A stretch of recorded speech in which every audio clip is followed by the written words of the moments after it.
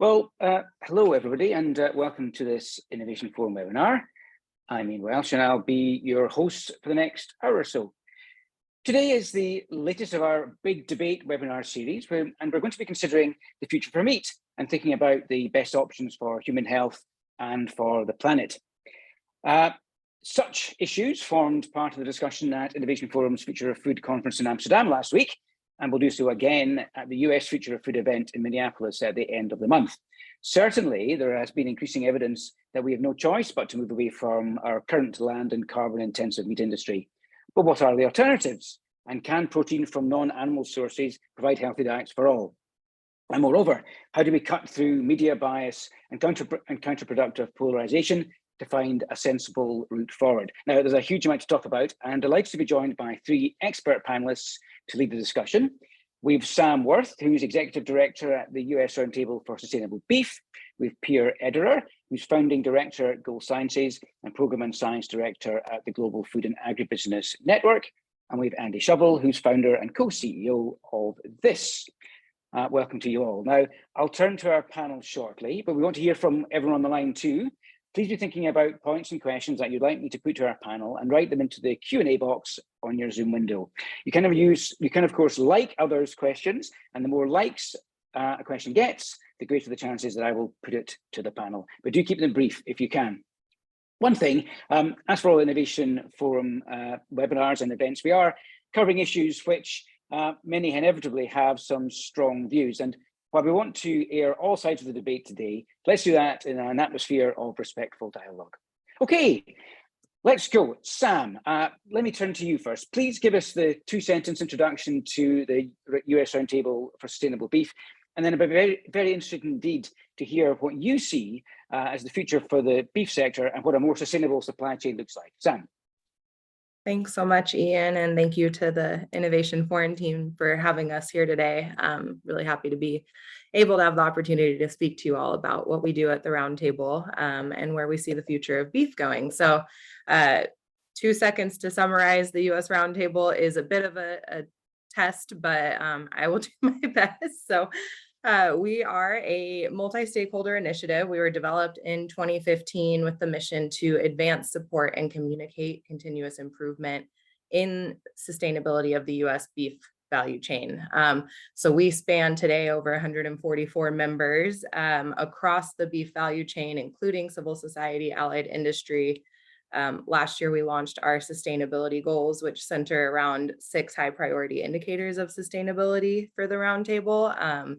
And the bulk of our efforts right now are really focused on benchmarking and measuring progress against those goals and helping to support research and initiatives that are going to help us further advance sustainability. With all that said, we also are highly engaged and involved in the Global Roundtable for Sustainable Beef. As part of that, we have 12 national roundtables that are part of a collaborative initiative to advance beef sustainability internationally. Being part of that initiative and leading the US Roundtable for Sustainable Beef, we really see that the future for beef is, or future for food and has to include beef. And a lot of that centers around a couple of key components. The first being that we're going to need more than 60% more food by 2050 to feed almost 10 billion people. And animal source foods must be a part of that. And taking it kind of a step further, the majority of land used for agriculture is marginal land. So it's land that cannot be used to grow other crops. It's too hilly, there's not enough water, poor soil, a lot of factors that come into play where we can't grow normal crops, but we can produce cattle on that land. And so globally, we have an opportunity to leverage that land and work to enhance our productivity of beef production on those lands to help better feed a growing global population. Okay, perhaps give us a little bit more detail then on how the roundtables work. What are you doing specifically? What are the kind of the individual things that you're doing that really push forward this this agenda, the sustainable beef agenda? Yeah, so at the US Roundtable, we are, like I mentioned, we have 145 members to date. About 50% of our membership are actual producers and or state producer organizations. So we really work heavily with producers throughout the US beef supply chain all over the country to help to better inform on positive grazing practices that are going to help to enhance soil carbon sequestration. We also deal a lot with or work a lot to kind of provide more assistance and education around breeding, animal genetics that can kind of help us advance and create more efficient animals.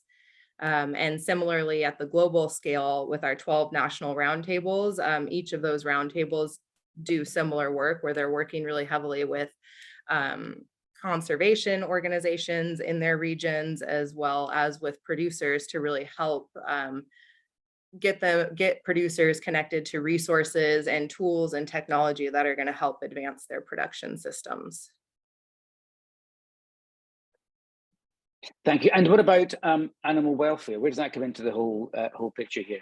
That is a major component of everything we do. I think it's something that many people kind of have maybe more negative thoughts on animal welfare when it comes to beef production, but we like to talk about, you know, a healthy animal, an animal with a high state of welfare is a productive animal, right? So it's in everyone's best interest, including the animal, that that animal has the highest quality of life it possibly can.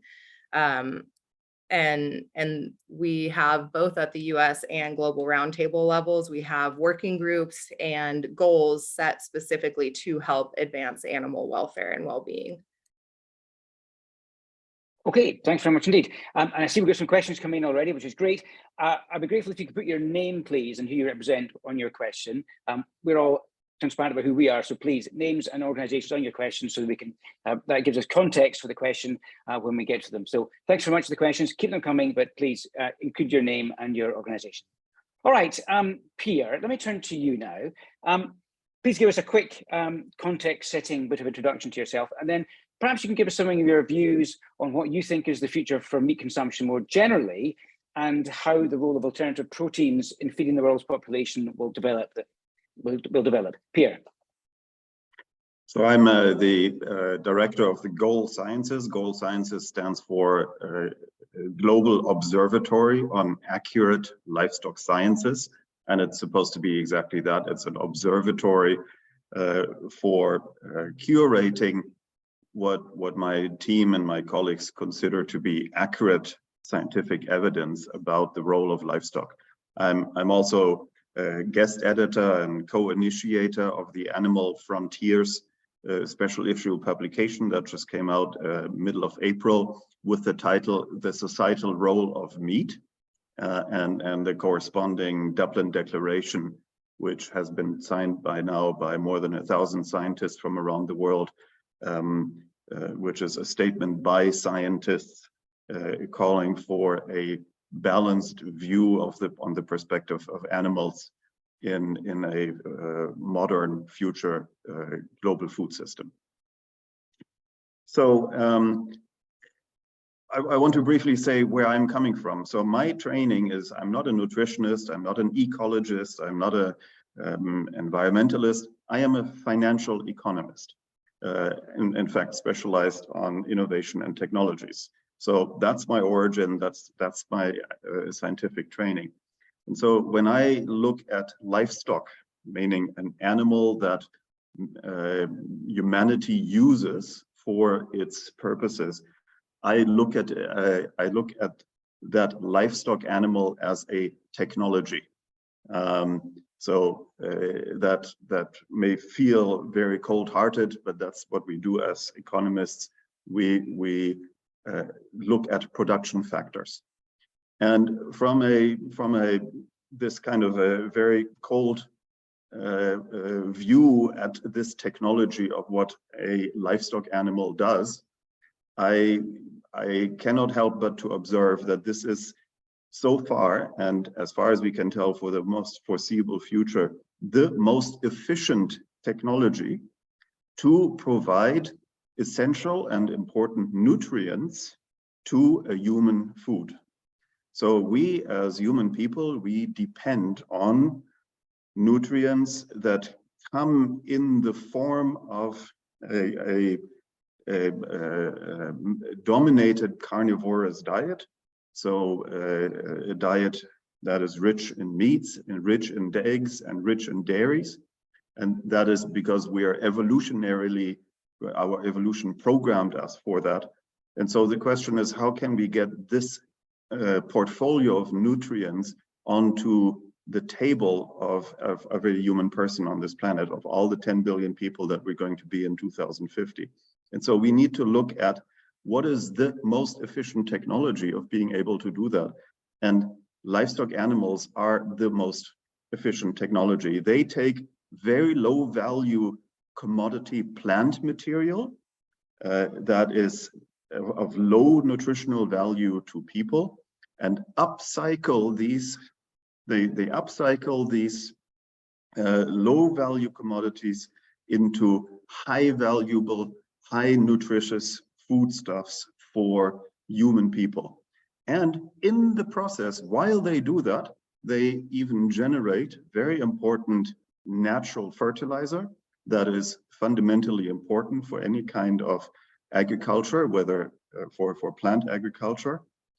And if it's done right, they also, livestock maintenance practices will also enhance and preserve the biological diversity that we all depend on. So from an economist point of view, I see a triple win. It is a technology that upcycles low-value commodities into high-value foodstuffs. It is a technology that provides us with natural fertilizer that we depend on for plant-based agriculture. And it creates enormous ecological services in terms of maintaining and enhancing biodiversity, water management, and so on, if done right. Well, the obvious question is, what is that? What is the right way to go about it? When you say done right, what do you mean by that? So this depends on many different, so there's no single answer, right? So different climatic regions, different biological zones, different socioeconomic conditions of human settlement create different kind of environments. So for instance, here in densely populated Switzerland, where I live, for instance, the ruminant population, the cattle animals, are fundamentally important to maintain the ecological balance of the Alps. Without having a ruminant taking care of the grasslands in the Alps or in the pre-alpine regions, we would be experiencing an ecological catastrophe. But that's very specific to the Alps. But as you look closer to into its particular practices, you will find that many areas of the world, they depend on sheep, other depend on camels, other depend on highly intensified animal productions through poultry and so on. So the world is an amazingly diverse place with so many different production conditions, so many interesting animal species that can do different things. And so we need to, there is no one size fits all answer. We need to find the right animal with the right production condition for the right circumstance. Okay, thank you very much. Again, lots of we can come back to there. Thanks everyone for your questions. Great to see them still coming in. And we'll, again, be coming back to those. And as I said, prefer you very strongly to include your name when you make your question. That'd be great. All right, Andy, thanks for joining us. Thanks for your patience. Give us the 2-sentence introduction to this, and then perhaps you can tell us how you see the transition away from meat-based protein entirely developing, and it'd be great to hear where this process is happening fastest and why. Andy. Yeah, so good to be here. Thanks for the invite. I'm Andy Shovel. I run This, which is the UK's fastest growing meat alternative brand. So we make plant-based meat alternatives like plant-based bacon, sausages, burgers, that kind of thing. In terms of the transition, I might start with the why. I was listening to my co-panelists employing all of my discipline not to unmute and start to challenge some of the things that were said. But I think starting with the real fundamental reasons why it's so necessary to transition away from getting our protein from animals. Both of my co-panelists alluded to the challenges around hunger in the world and the growing population and how we're going to feed those people. So I suppose the most obvious place to start is that whilst we can't quite feed the circa 8 billion people in the world, we successfully feed 80 billion animals in the world. So the animals are catered for fine, but the humans sadly not, because around 10% of the world is in what WHO would consider to be like critical hunger crisis. So that's quite baffling to start with. And then it's trickling down from that most fundamental point, I think. You could talk about how around 75% of the world's antibiotics supply is used for animals and only 25% for humans, which is obviously absurd. Animal agriculture takes up about 77% of the world's farmlands, but supply only 17% of the world's food supply. And I suppose perhaps the most hard-hitting fact which should implore us all to move away from animal protein, is that around 18% of the annual greenhouse gas emissions come from animal agriculture. And to put that in context, that's actually more than every single form of transport combined, all planes, trains, boats, and cars.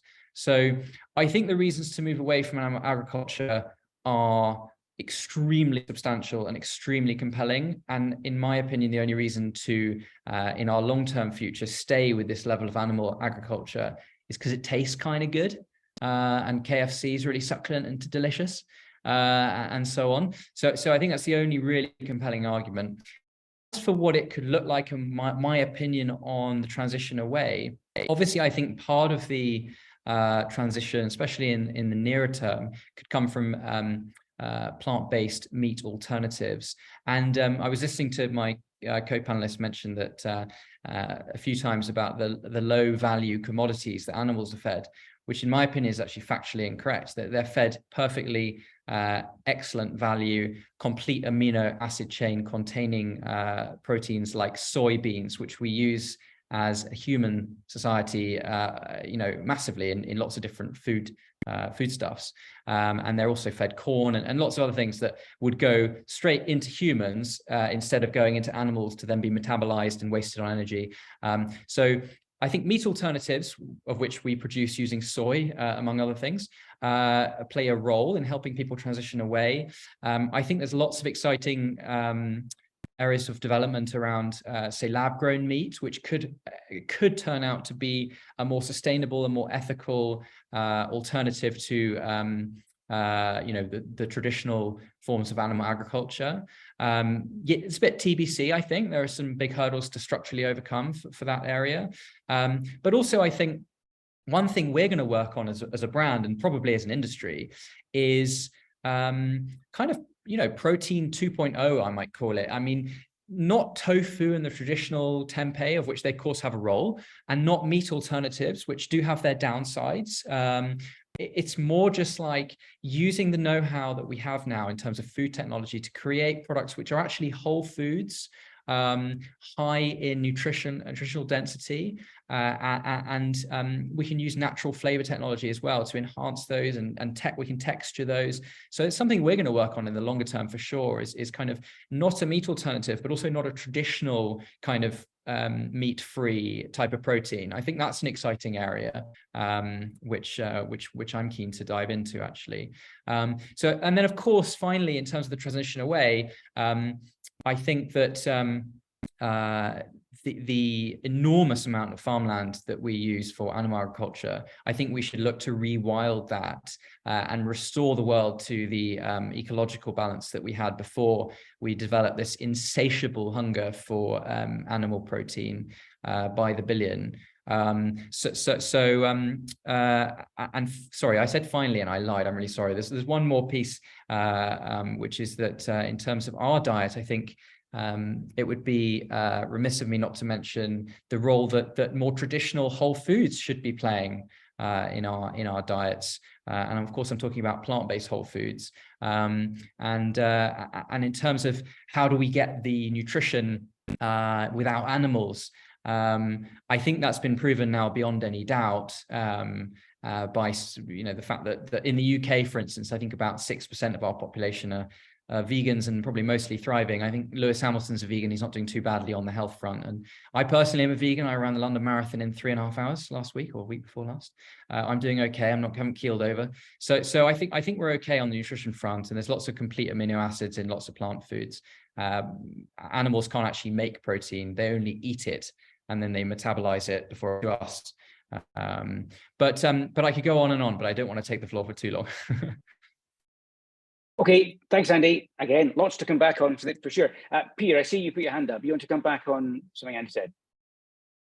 Yeah, I want to contest some of the statements made about the environmental impact of animals or the state of security, food security around the world. Because as I read these numbers, I interpret them quite differently. So first of all, the statement that out of the 8 billion people that we have today, already 10% or 12% are not sufficiently fed and experience hunger. That is undoubtedly true. But the reason is not because animals are taking their food away. The reason is because those roughly 900 million people are living in areas of civil conflict and insecure political conditions.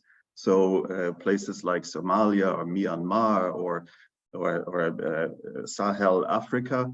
So that is the reason why we experience hunger for calories. That is not because animals are eating that food away.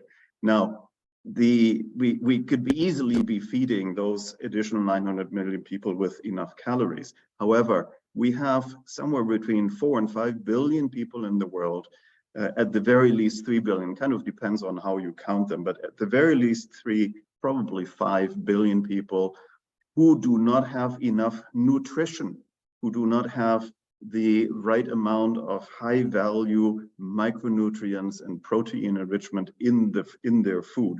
So it's that hidden hunger that is the real nutrition crisis in the world. And that is very difficult to plug in with or to meet with vegan or vegetarian diets only. It has been proven and shown over and over again that vegan diets and vegetarian diets are far more expensive than a animal source food diet. And so for the majority of the global population, it is simply not a viable option to be feeding themselves like Lewis Hamilton does. So also on the question that animals take up a vast majority of the farmland that could otherwise be rewilded, that may in places be right, but most of the land that is utilized by animals, particularly the ruminants, is land that is not available for agricultural activity. By far, I mean, we're talking about 90% of that land could otherwise not be utilized by agricultural opportunity, because as Samantha was saying before, it's either too wet or too dry, or it's sitting in a floodland, or it's too hilly, or whatever.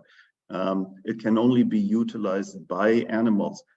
But it's even worse. If it was not utilized by animals, it would indeed have to be rewilded, but rewilding is not a viable option to the degree that we'd like to have that, because that rewilding would have to include predator animals as well, bears, wolves, tigers, lions, and so on. And those predator animals do not mix well with the densely populated planet.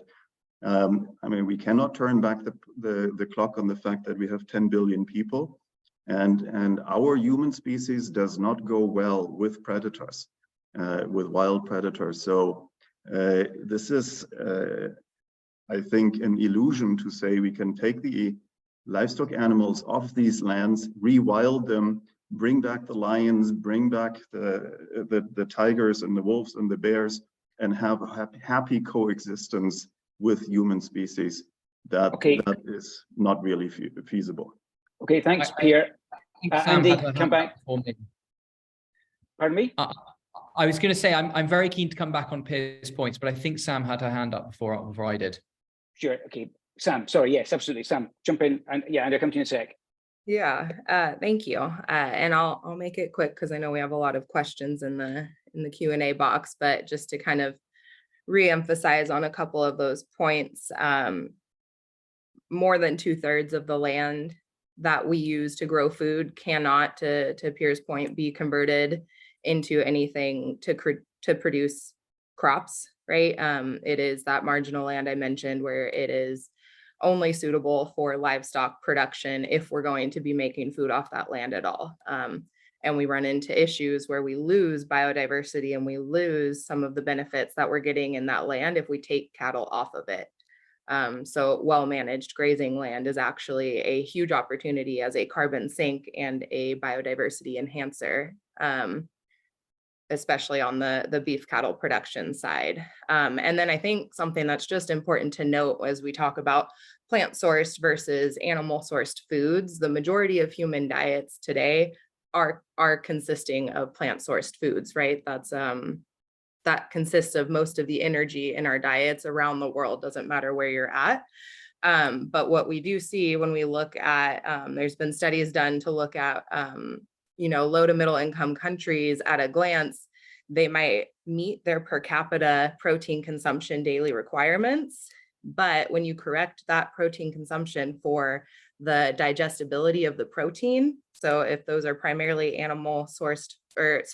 primarily plant-sourced foods, which they are, when you correct for the digestibility of that protein, only about 1/4 of those low to middle income countries actually meet their nutritional requirements for protein consumption. And when you further correct for the actual utilizability of that animal or plant source protein, none of the countries will meet that requirement. And that's because they are so heavily skewed to the plant-based side. You run into issues of, when I say utilizability, I mean that there are competing compounds that exist in a plant-based protein that actually tie up that protein and make it undigestible for a human, not utilizable for your nutritional needs.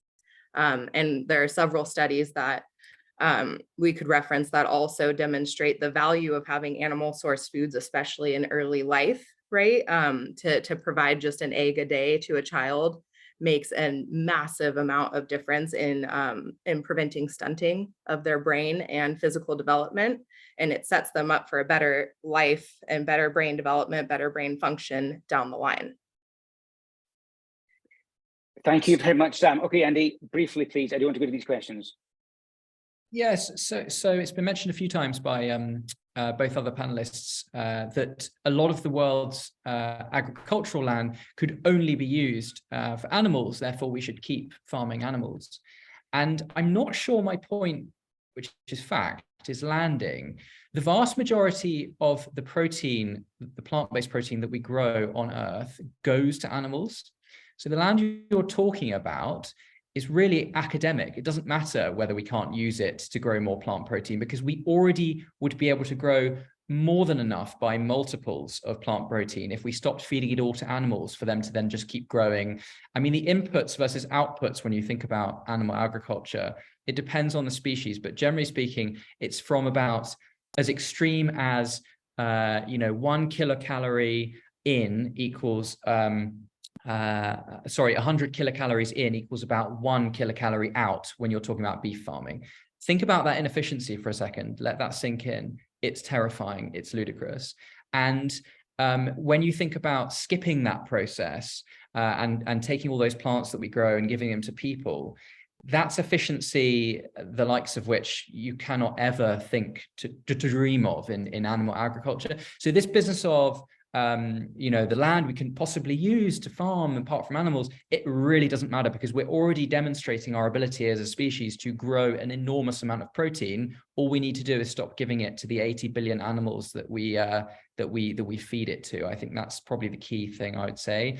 And also this narrative around plant-based or vegetarian diets are insufficient for human nutrition. They've been debunked. That's flat earther stuff these days. There is no doubt at all that a human can get everything they need from a plant-based diet. I mean, India has been vegetarian/vegan since records began, and when we talk about some of these countries that have been predominantly plant-based having some health issues, I think Sam mentioned this. That is projecting an extremely basic view about a very complex and nuanced set of socioeconomic factors, which all culminate in the end product of having a society with perhaps deficiencies in different areas of health. So I think it's myth to say that we can't get the nutrition we need, and you don't need to be Lewis Hamilton and his chef, of course, but that's definitely been proven by science as myth now. But you asked me to be quick, so I'll stop talking. Okay, I mean, just on coming back on that, I mean, what about the point around for developmental issues for children?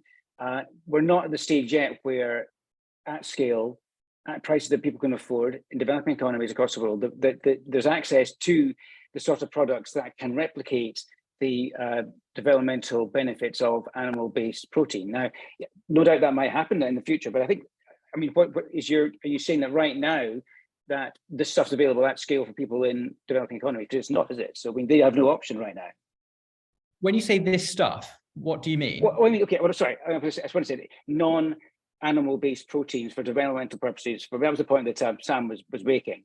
As I understand it, this, is there? It's not available at scale right now. So I guess, are you? I mean, what does the transition look like for people in that situation? So I do remain confused here, because if you're saying that children in developing economies don't have ready access to chickpeas or lentils or other forms of extremely complete proteins when it comes to amino acid chains, I don't know why you'd say that, because that's not true. If you're asking, does every child need an egg a day to have healthy bones, teeth, and brain function, then I think and the scientific community would probably say that's nonsense. I don't think that it's only been since the sort of 50s that we've all become so normalized in thinking that eggs and meat and dairy are just available every day of the week. And so we have been thriving for quite some thousands of years without such ready access to these animal proteins. And like I said, just to reiterate, children don't need an egg a day to be healthy, and there's no science to back that up whatsoever. You can have, as I said, extremely complete amino acid chains from various plant-based foods without the need to go and take an egg. Okay, look, thanks very much indeed for clarifying that. All right, 40 questions. Wow. Let's try and address as many of them as we can.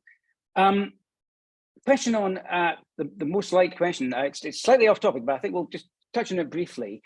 Talking about food waste. I mean, that should be the priority, perhaps, in terms of eliminating a lot of the the impact of the food sector. Where do we sit on the issue of food waste and trying to use that to eliminate or lessen impacts? But again, brief answers. Sam, please. Yeah, so in the US, we do, it's kind of a difference. You have to think about context of where we are in the world, but for developed countries, most food waste is happening at the post-production stage, right? It's happening at consumer level. At retail and consumer level. So that's a huge opportunity. And it's something with the US Roundtable for Sustainable Beef that we actually have as a goal as part of our sustainability goals for the retail food service sector, is how do we work together to minimize food waste?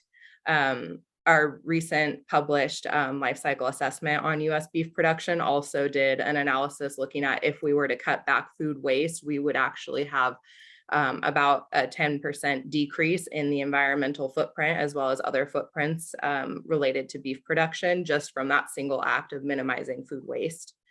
And when you look at a global level, the issue becomes more of a pre-processing phase. We lose a lot of food. 40% of our food is actually lost in the fields before we can get it to harvest, right? Before we can get it to processing. So there's a huge opportunity there to leverage technology, innovation, and support to the lower middle income regions to be able to get those products through to processing. So those are huge areas where we will have a huge impact. If we can minimize food waste, we're already addressing a huge portion of our hunger needs today. Thanks, Sam. Andy, Pierre, do you want to comment on that? Yeah, so food waste wise, and I'm so mindful that I'm going to start to sound like a really broken, boring record. So forgive me all, but anyone with a preoccupation with food waste needs to recognize the inefficiency of feeding 80 billion animals with perfectly good plant proteins, waiting for them to grow for months or years, and expend and metabolize most of that good protein on just their existence and their grazing and their growth, and then giving us an output of a fraction of the inputs in terms of meat or dairy. So I think if we're talking about food waste, we must also talk about the wastefulness and the inefficiency of the animal agricultural system, because when you have inputs which so drastically dwarf outputs, that is wasteful. So I think it must fall under the umbrella of food waste in general. Where do you, yeah, okay, Pierre, sure. I need to respond to this. Animals are not food waste. So the number of 80 billion animals that you refer to, out of that 80 billion, 76 billion are poultry, are chicken that weigh a kilo. So it's not fair to say you compare 76 billion animals that weigh 1 kilo against 8 billion animals that are called human species. So first of all, that. Secondly, the comparison to say that I feed on a kilocalorie basis, I feed an animal kilocalories and I only get kilocalories back, is just not correct, because the reason why we have animal sourced food, whether it's dairy, eggs, or meat, is not for the kilocalories. For the kilocalories, we can use a cheap commodity plant-based material, absolutely. We need those animal sourced foods for the high nutrients, for the nutrients that are, due to our evolutionary biology, highly bioavailable to us, as Samantha has already pointed out, and which the plant proteins are not. Is it possible to live as a vegetarian? Absolutely. Is that economically the right thing to do? No, because it is economically inefficient. So animals are not food waste. I'm not saying animals are food waste. Also, just to correct, I must just correct one thing. There are only 33 billion chickens in the world, so that's just off by a factor of more than double. Okay, I want to move on, please. I mean, there's a lot of questions from the audience. Let's try and get through some of them. I appreciate that, as I said at the beginning, there's lots of strong views in every side of this debate, but I'd like to try and answer some of the questions from our audience. A question, and Andy, a question for you. There's been a recent drop in sales. This comes from James Malik Jones. Recent drop in sales in plant-based products, and some companies are dropping their plant-based lines. What's the solution to that? How can that be overcome? So I think the main reason for the slowdown last year in meat alternatives, and by the way, just one quick qualifier on this, what's been doing the rounds in the press are the figures from chilled retail in meat alternatives. They don't account for the growth in frozen, and they don't in retail, which is a big sector, nearly as big as chilled. They also don't account for the growth in the food service world. So basically all the restaurants, hotels, venues, they're only actually accounting for plant-based sales in one part of one category. So that's the first thing. So actually, if you net it all out, it would most likely be in growth still. And in terms of, just for comparison, between 2008 and 2019, overall consumption is down 17% for meat, but it's up around, I don't know, something like 300% for plant-based alternatives. So if you take a relatively midterm view, plant-based alternatives are skyrocketing in demand, whereas meat in the UK at least, and that's representative of a lot of European countries, demand is going down. But as for the reasons in chilled, there was an over proliferation, I think, of brands into chilled meat free during the kind of frenzy of excitement that we had in sort of 2019, 2020. And I think it led to products and brands coming into the space with quite low product quality. And I think that all that excitement drove a lot of trial from flexitarians or just meat eaters. And I think that probably repelled quite a lot of those customers. And so what you're now seeing is quite a aggressive consolidation from the retailers to go and cut all of those low performing products and brands, as well as probably the nutritionally less helpful brands as well. And I think then you asked about the sort of remedy. I think the remedy to that is basically what's being done, which is to consolidate to the very best brands and products so that the plant-based alternative sector can sort of fly its best flag to the non-vegans who are sort of intrigued by the space and want to trial products. I think that's probably the best fix, to be honest. Okay, thanks. David Horlock, who I know is from BSI, made an interesting point. And he's saying that the debate shouldn't be around animals or plant-based food systems, but rather the best mix. And that reflects another couple of points that were being made around the zero-sum game. So then the best mix on ensuring sustainable ecosystems as that's something that we need. But he does point out there's a complex issue and many moving parts. He talks about rangeland and grasslands being converted into milk and meat by herbivores and recycling nutrients and biodiversity, but grass-fed meat and milk rather than fed by grain, addressing, Andy, your legitimate point around all the soy that's being fed to animals. So if that becomes less in the picture, perhaps that's a significant change. And David also points out that fertile soils can be used for fruits and nuts and legumes and everything else that can be fed to humans. So what is the panel's view on that? Is in fact, it's the kind of consciously thinking about the best use of each individual ecosystem and not necessarily using the intensively farmed proteins to feed them to animals. It's more a question of moving away from that, thinking in terms of grass-fed, thinking in terms of a more sustainable approach in that direction. Sam, what's your view on that? Yeah, so with the roundtable, we like to really talk about optimizing production, right? Not maximizing. So it's not about getting as much as you can and squeezing every single ounce out of whatever you're doing to get your product and to maximize your product, because in doing that, you are not being sustainable, right? You have to prioritize not only the production and the efficiency, but you have to prioritize the land and your resources you're using. And to kind of go back to that discussion around what we're feeding animals, right? So this is a study that was published a few years ago now by the FAO, but more than 85% of the feed that we provide to livestock is not in direct competition with humans. It's human inedible. So that includes cattle on the rangeland, grazing land, like I've mentioned, but it also includes that intensive production system of feedlots is being able to utilize byproducts from things like plant-based production and byproducts from other human food production that can now go to those animals, and they can leverage that feed as a way to upcycle those nutrients, right? And to provide us with more beef in a more efficient manner. And I think when we get into the discussion of greenhouse gas emissions and emissions intensity, you actually see the most efficient production from that standpoint happening when animals are not fully grass finished, but they're actually finished in a feed yard. And to be clear, that's only about 3 to 6 months of an animal's 18-month life, right?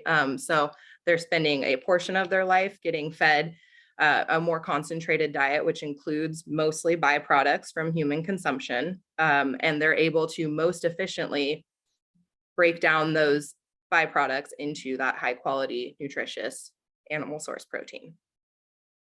Thanks, Sam. Andy, you're going to come in. Yeah, so just a couple of things on this. I think, firstly, when we talk about, it's all good for us to farm billions of animals because of the soil health, it's actually a very cow-centric debate, because pigs and chickens and other species that we eat, but predominantly pigs and chickens, do nothing for soil health. They actually take away and they harm a local water table and things like that. So we don't need to talk about soil health when we talk about chickens and pigs, which account for as Pierre helpfully pointed out earlier, account for an enormous proportion of our protein consumption. And moving on to cows, there's a sort of paradox here because the less intensive you go and the more grass-fed you go, the less harmful to the environment beef farming gets. Still harmful, but the less harmful. However, the stated goals of the US beef industry, which everybody knows, is to become more efficient and more profitable. Those are the preeminent aims, which are perfectly reasonable for any industry to have. But as soon as you pursue those aims, you unfortunately start to move away extremely quickly from anything that could be considered low intensity and sustainable and good for soil health. Because of course, if you are using a more congested farm to try and be more efficient, then your soil health will obviously go down due to overgrazing, and you'll also have biodiversity issues as well. So that's why I say it's a paradox. You can't really win. If you're talking about beef, if you're talking about pork and chickens, there's obviously no winning when it comes to soil health, clearly. And if you're talking about beef, there is not winning, but there is a softer blow to the environment. But you can't really have your cake and eat it, because they need efficiency and they need intensity and profitability to be able to be a sustainable industry and to feed the billions of people that want these proteins. So hopefully that explains my view on that. I would also just ask one question to Sam, if I may. I don't know if the rules allow inter-panel questions. Okay, yeah. But my question to you, Sam, was just on when you said that, I think you said the majority, and you can correct me if I'm wrong, but I think you said the majority of US cattle are fed proteins which are human inedible. And my challenge to that is just that around 80% of the soy grown in the world is given to cattle, and all of that soy is human edible, not inedible. And I suspect that, and you will be the expert on this versus myself, but I suspect that soy is an extremely prevalent protein fed to animals in the US. So I'm just wondering what you mean by human inedible as a just clarifier from my side. Sure, yeah. So in US beef production, we actually do not feed a lot of soy. That happens in other animal sourced foods. Primarily of all of the US cropland, about 2% of that is corn grown and fed to cattle. So corn is one of the primary carbohydrates, right? Not a protein, a carbohydrate that we feed to cattle, and they're able to convert that. The microbes in their rumen are able to convert that to protein for the animal, right? So they take a carbohydrate, turn it into protein. Beyond that, the other things I mentioned, they're byproducts, right? So we produce a lot of corn ethanol, right, in the United States. Byproducts of corn ethanol are distilled grains or dry distiller grains. So we feed that back to cattle too. So that kind of gets into this idea of circularity, where we're able to leverage byproducts of other human needed things like alternative fuels, and then utilize our cattle herd to help kind of restore balance, right, to the system, and be able to say, okay, we've got this waste product, rather than letting it sit in a landfill and produce methane, let's put it into a cow, produce protein, have a byproduct of methane, but be able to leverage every ounce of what we're producing in the US to create food for a growing population. When you say corn, Sam, is it corn gluten meal or is it just corn? Because one fact you stated is not correct, which is that cows can't make protein. That's scientifically impossible. So they need protein to be fed in order to then to be clear, I didn't mention this, I didn't give my background. I'm a ruminant nutritionist by training. You are right. So cows do not make protein, but their microbes do. That is exactly how we get protein from a carbohydrate to a protein in a cow, is because of their microbes and their rumens. So that is their kind of superpower, that they're able to take a food that is not a protein, it's a carbohydrate, and through microbial fermentation, they produce protein. And that's where they get their uptake of protein. So is it corn gluten meal, or is it just corn that the majority of cows are fed in the US? Distilled grains. It is pure corn, and it is distillers grains. And the distillers grains, they have protein, right? To supplement the fact that corn doesn't have much protein. Sure, but you're not going to eat distillers grains, right? It's a waste product. No, I'm not, but I'm just challenging. I'm just saying they are fed protein in the mix to supplement, because corn doesn't have much protein. Thanks. Let's move back to the question from the audience, please. This is perhaps, I'm enjoying the debate, and it's great we're having this robust debate, and I'm enjoying it. But let's, I'll go back to the questions from the audience. But a number of questions, Andy, question for you. A number of people talking about the link between what they eat and you know, the knowledge of what they eat. Do you think it's an issue from the kind of for the products you're producing? Do you think there's a greater disconnect? Do people understand what it is where their food comes from? I mean, they you know, a steak in their plate, well, that comes from a cow. I mean, there's a kind of clear link. Do you feel that you need to kind of develop a consumer awareness side to things from you to explain why it is that what you produce looks like what it does and it isn't what you might think it to be? Yeah, absolutely. I think there's a lack of sort of farm to plate visibility across the entire food system, both in terms of plant-based and in terms of animal agriculture. I'll start with plant-based, which is that it's a really novel type of food that we make. And so I think that people, when there's a lack of knowledge, that I think that gap is generally filled with suspicion, skepticism, and worry, which I think is perfectly natural human instinct. So yes, I think we absolutely need to do more as an industry to educate our customers and beyond about how our food is made. You know, for instance, most of our food is made using an extrusion process, and the machines we buy are basically the same machines that more or less every pasta manufacturer on earth use. So the process is actually relatively similar to making pasta, which of course is a very familiar household good. If you ask a man or lady on the street how their pasta is made, I doubt they would say using a high pressure extrusion line. They'd probably just be like, oh, it's pasta. So I think that there definitely needs to be there's more to be done. And then on the animal side, you mentioned that people think, well, this is a steak and it comes from a cow. What I don't think they know, especially when it comes to areas like dairy as well, I don't think they understand the levels of objectification of the animals in terms of the cruelty. I don't think they know, for instance, in the US, that 60% of dairy cows are tethered by the neck to posts so that they're denied the most basic instincts that they have of moving around and grazing. I don't think they know that the number of male cows which are born into the dairy system, which are almost immediately killed because they are basically a waste product. They can't be used to produce dairy. I don't think they know that 75% of the world's antibiotic supply is used for animals, and that almost every animal they eat is laden in antibiotics. So I think there are visibility problems across like both the plant-based proteins and the animal-based. Okay, thanks, Andy. Pierre, sorry, you had your hand up. Pierre, please come in. I just want to mention that here in the blog, I have answered some of the questions directly. So before this whole shuts down, you can maybe also get some of the answers directly in the blog. And I also want to absolutely confirm the notion of Andy. We need more visibility throughout the food system of what is actually happening. But I would hope that we do that visibility on the basis of fair distribution of scientific evidence and recent scientific evidence, because several of these numbers that you've just mentioned, Andy, are neither fair nor recent.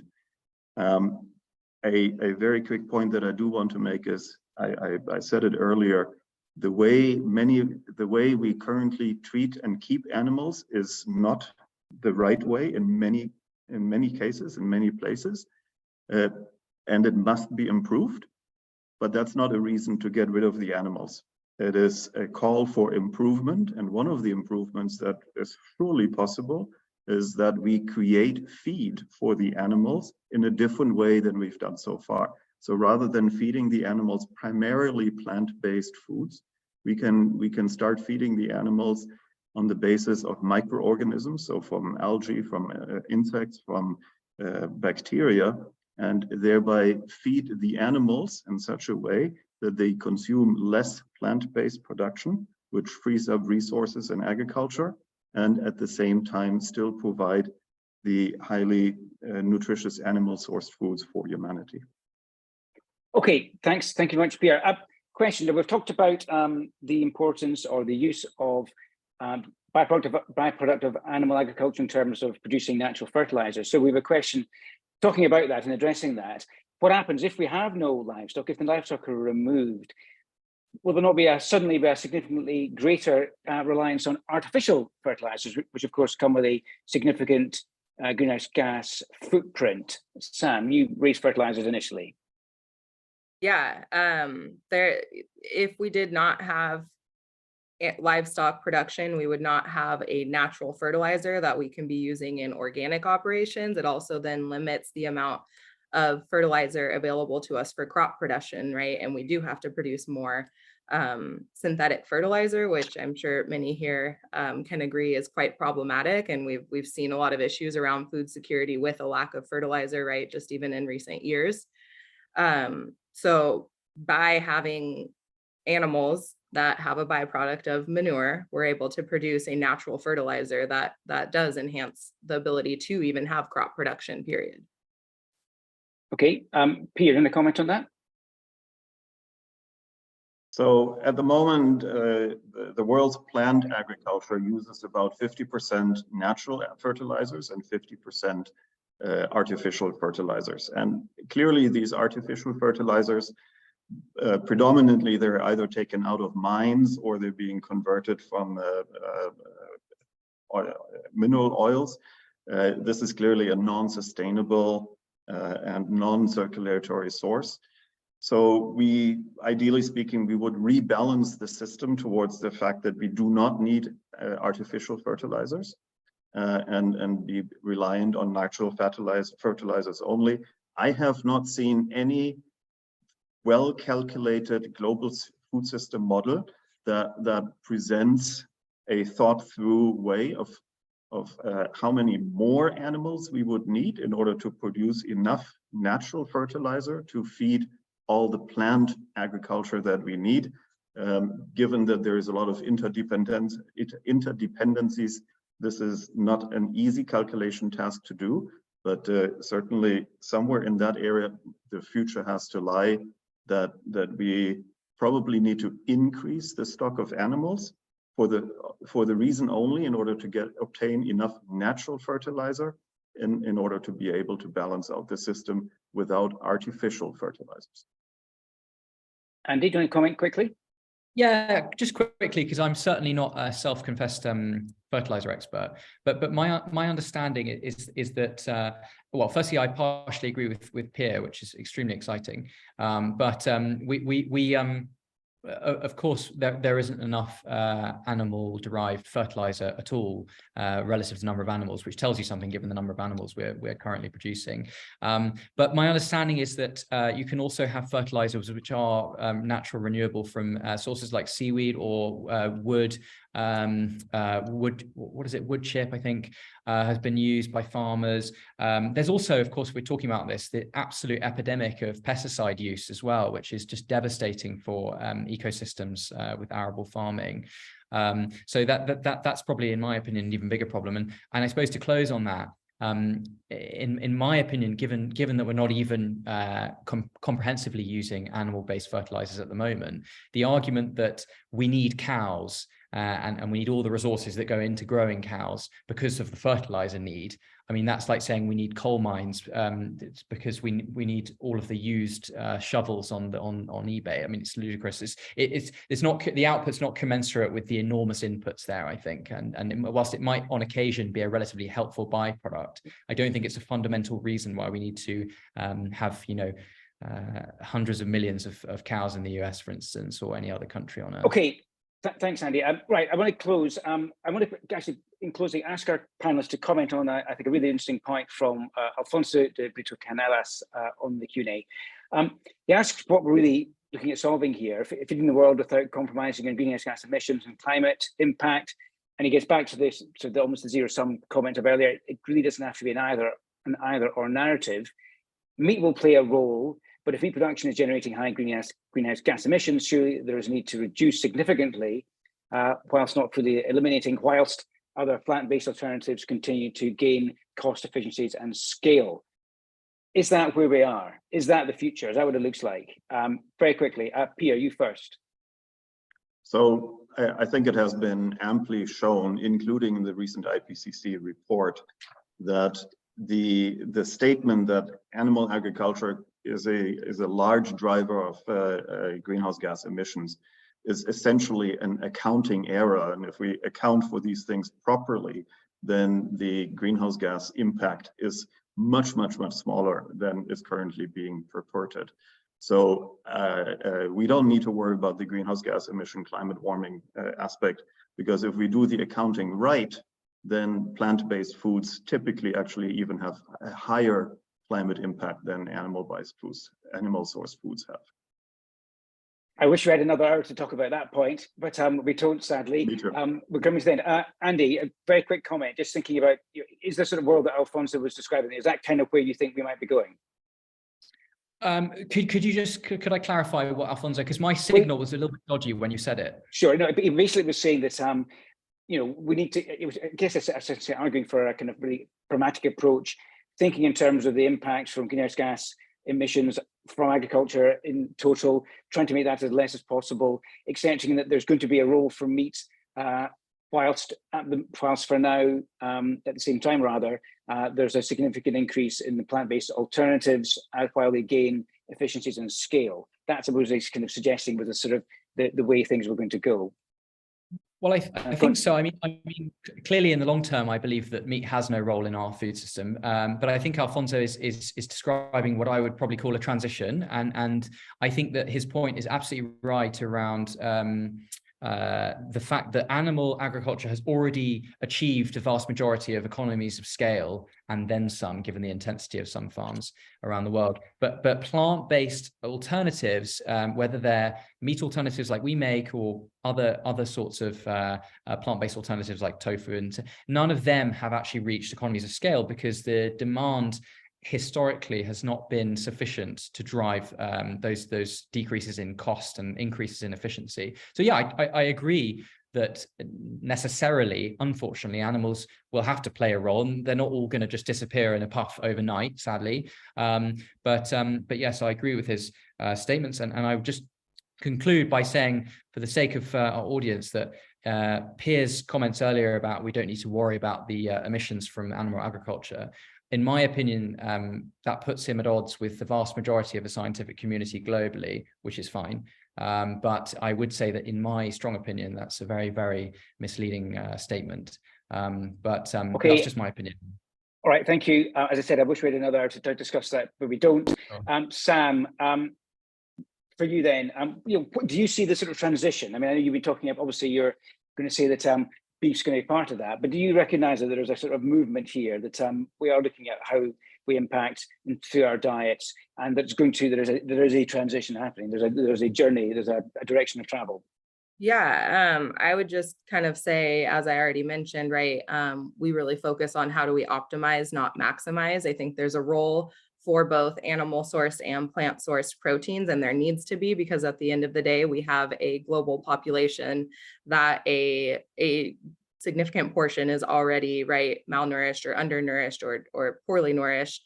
There's an opportunity for both here. And I think that we need to move forward thinking about how do we continue to advance in sustainable production across all of these scales, right? Okay, look, we have to close. I'm sorry, we're over time already.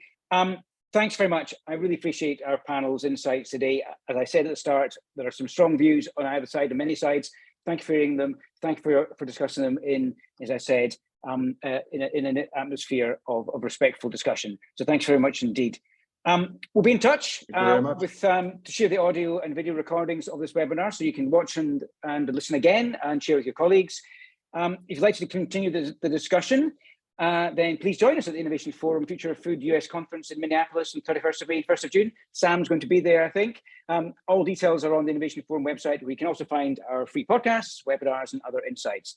Look out also for the next in our big debate series, which will be on eliminating deforestation and some of the unintended consequences in play there. It's another issue where there'll be lots of different views, I'm sure. For now, I hope you've enjoyed this webinar. I've been Welsh. Thank you for joining us, and goodbye.